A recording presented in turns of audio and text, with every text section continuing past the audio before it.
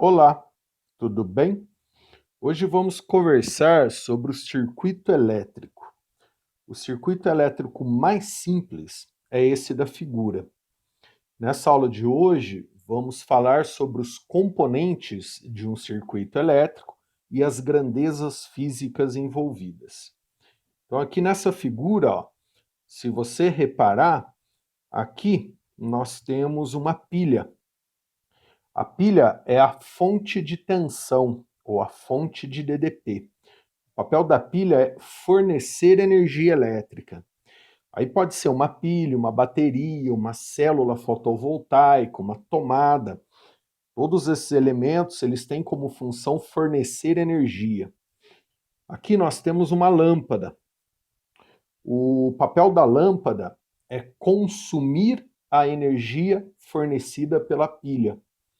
Aí pode ser uma lâmpada, um ar-condicionado, um aparelho elétrico, eletrônico qualquer que vai utilizar a energia fornecida pela pilha. E aqui ó, nós temos os fios. Os fios, pelos fios, a gente vai ter a corrente elétrica sendo estabelecida.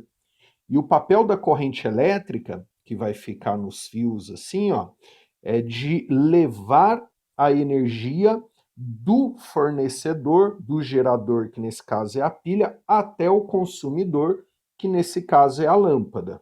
Vamos iniciar lembrando das grandezas físicas que envolvem um circuito. A primeira grandeza é a potência, que a gente usa um P para representação.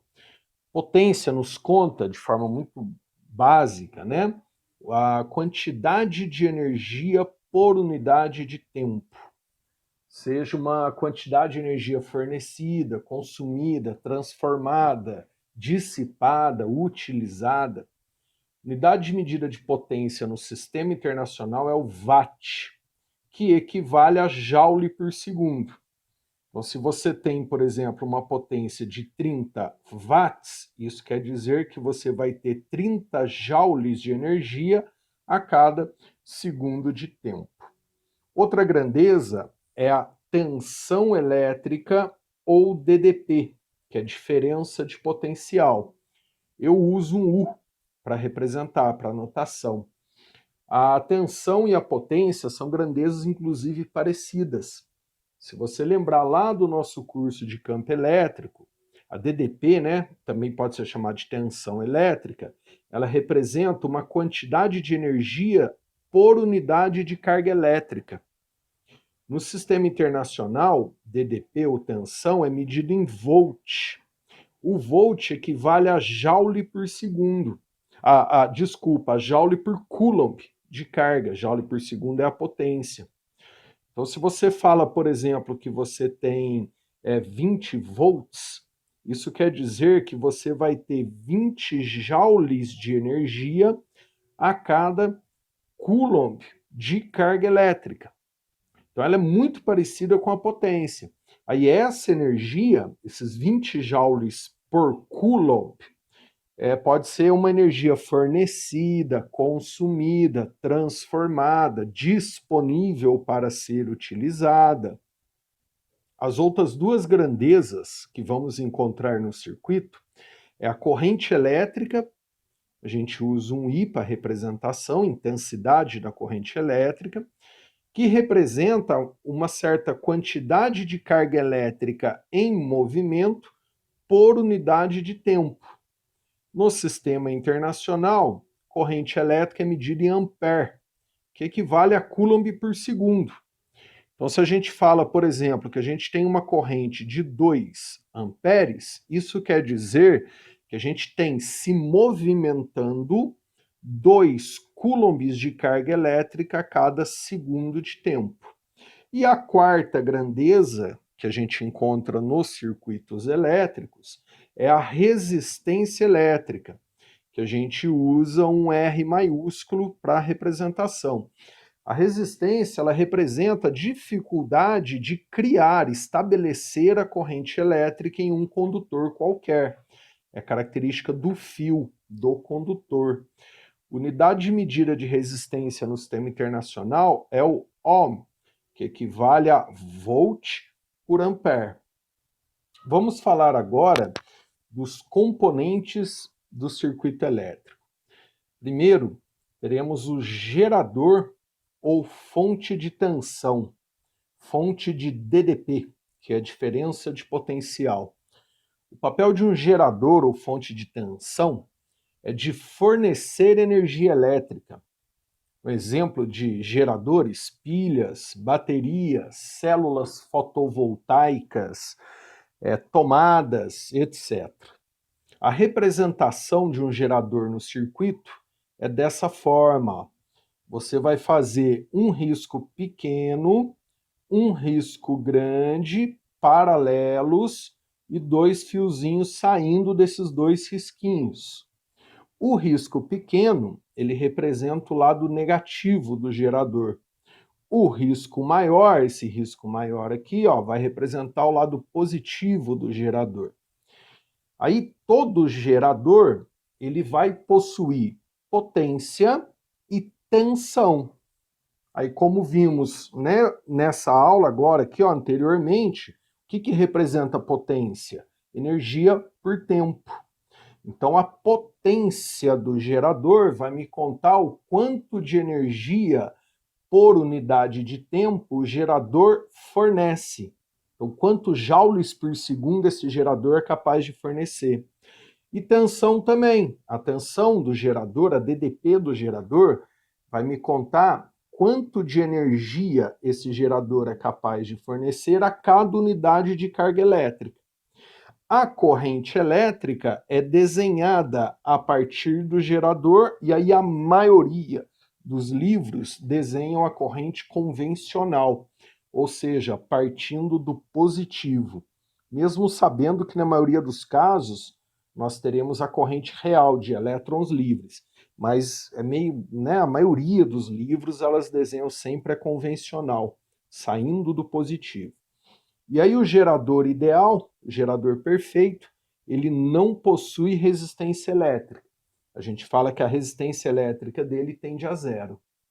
O próximo elemento de um circuito, componente de um circuito, né, é o elemento consumidor. O papel do elemento consumidor é de consumir a energia elétrica que foi fornecida pelo gerador.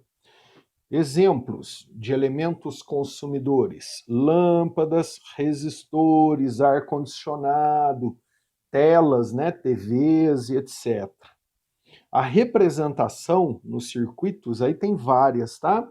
Às vezes é um círculozinho com Lzinho dentro, às vezes é assim, ó. Às vezes é assim, muito usado para resistores, e pode aparecer até outros. O elemento consumidor, ele sempre possui resistência elétrica, a resistência é dele, é característica dele. Ele vai possuir potência e tensão. A diferença da potência do resistor da lâmpada, por exemplo, e da tensão do resistor da lâmpada, se comparado com o gerador, é que a lâmpada ou o resistor, eles consomem.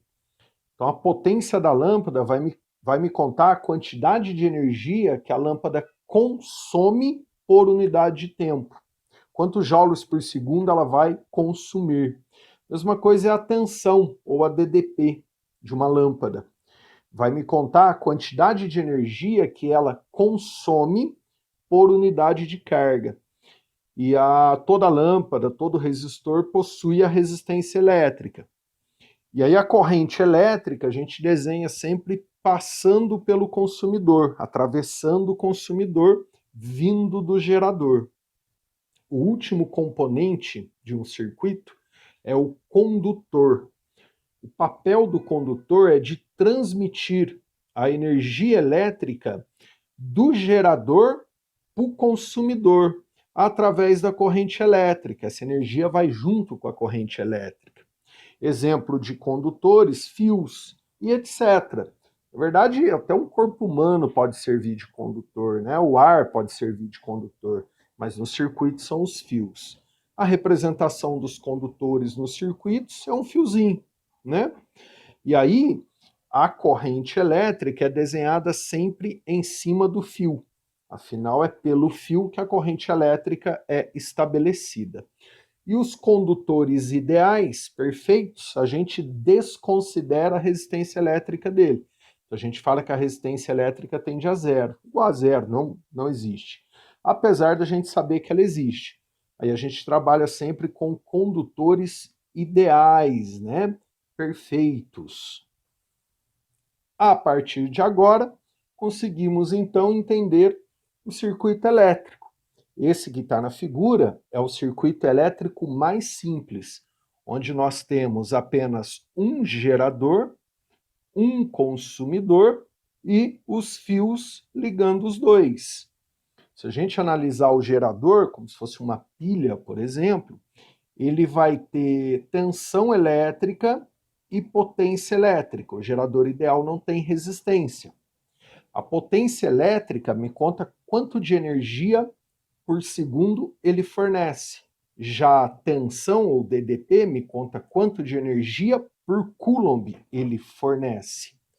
Aí aqui em cima nós temos o consumidor, como se fosse uma lâmpada ou um resistor, por exemplo. A lâmpada ou resistor vai possuir resistência elétrica, que representa a dificuldade, né, que ele oferece para estabelecer a corrente, a tensão ou DDP, que eu vou chamar de U' para diferenciar, e a potência, que eu vou chamar de P' para diferenciar. A diferença do U do gerador e do U de uma lâmpada ou de um consumidor é que o gerador fornece e o consumidor consome. A potência do gerador e a potência de uma lâmpada, por exemplo, é que o gerador ele fornece essa potência e a lâmpada consome essa potência. Agora, quem leva a energia do gerador até o consumidor? Quem leva a energia é a corrente elétrica, que vai estar aqui no circuito, como se fosse uma corrente de bicicleta. Aí a maioria dos livros representam a corrente convencional, ou seja, ela parte do positivo do gerador. Aí ela vai percorrer todo o circuito, ó, como se fosse uma corrente de bicicleta mesmo. Imagina, a corrente de bicicleta levando a energia do motor até a roda. É o mesmo raciocínio. Aí a maioria dos livros desenham a corrente convencional, que parte do positivo do gerador. Como é que eu sei qual que é o lado positivo de um gerador? O risco maior é o positivo, o menor é o negativo. Se você olhar numa pilha ou numa bateria, está escrito onde é mais ou menos. Aí já guarda isso aqui, tá? Por conservação de energia, né? Ó, por conservação de energia, a potência fornecida tem que ser igual à potência consumida em todo o circuito. Não pode nem sobrar e nem faltar energia. Da mesma forma, a tensão fornecida é igual à tensão consumida. Não pode sobrar e nem faltar energia por conservação de energia. Aí os fios a gente considera ideais, então a gente considera que ele não consome nada, na prática a gente sabe que consome, mas a gente considera, né, como se eles nem existissem, que não consumissem. E o gerador também é ideal, ele só fornece energia, ele não consome nada daquilo que ele fornece. Legal? Então, um abraço, bons estudos e até as próximas aulas.